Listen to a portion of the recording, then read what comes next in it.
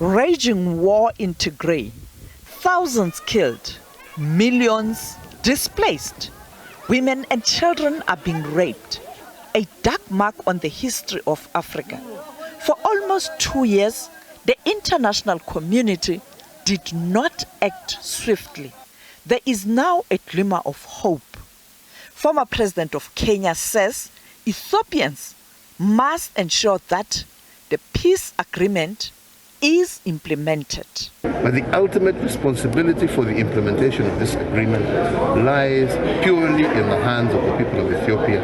And it is my hope that coming from Pretoria, all parties will go back, engage their local populations, engage their militias, engage all the different communities, and begin this process of dialogue, a process that will without doubt involve compromise and understanding of each other's different positions, because as I have said, after 2 years, we are still at the table and we have gone back.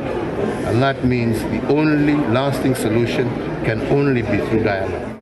He has also called on the international community and the neighboring countries not to divide the Ethiopians.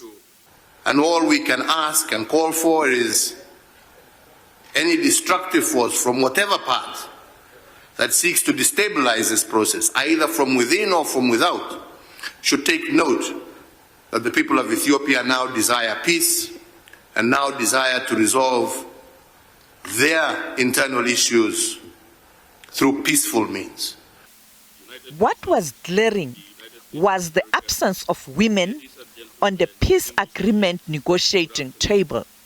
The former South African deputy president, who also led the UN Women, was frank about this issue.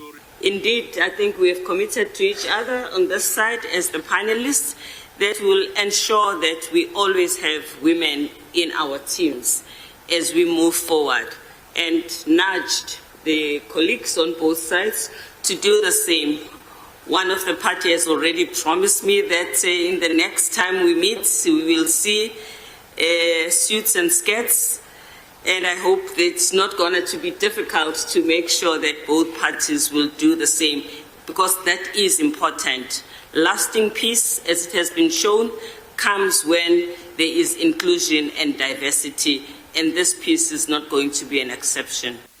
This is not the first time South Africa is hosting the peace talks. It is in South Africa where the DRC talks were held. Pretoria says it will continue to assist in building a better Africa.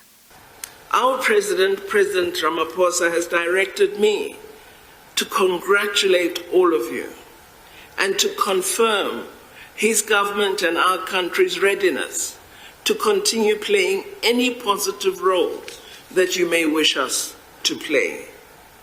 We are heartily encouraged by this example, and we are indeed really privileged and honored that this first sign that our path, our walk to silencing the guns is probably a successful one.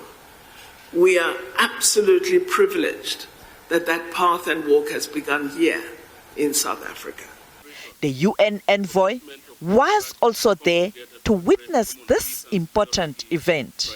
We want to express our sincere appreciation to His Excellency President Olusegun Obasanjo and members of the AU High-Level Mediation Panel, President Uhuru Kenyatta and Deputy President Phumzile Mlambo-Ngcuka, for deploying your wisdom, your experience, and your patience in facilitating this process to assist the two delegations to arrive at this outcome.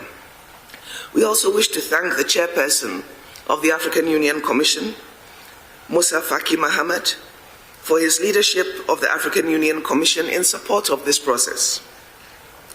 We must also express our great appreciation to His Excellency President Cyril Ramaphosa, President of the Republic of South Africa, Her Excellency the Honorable Minister of International Relations and Cooperation, and the Department of International Relations and Cooperation for their facilitation of this meeting and for their generous support to this process. This is an opportunity to chart a new course. Sophie Mokoena, SABC News, Pretoria.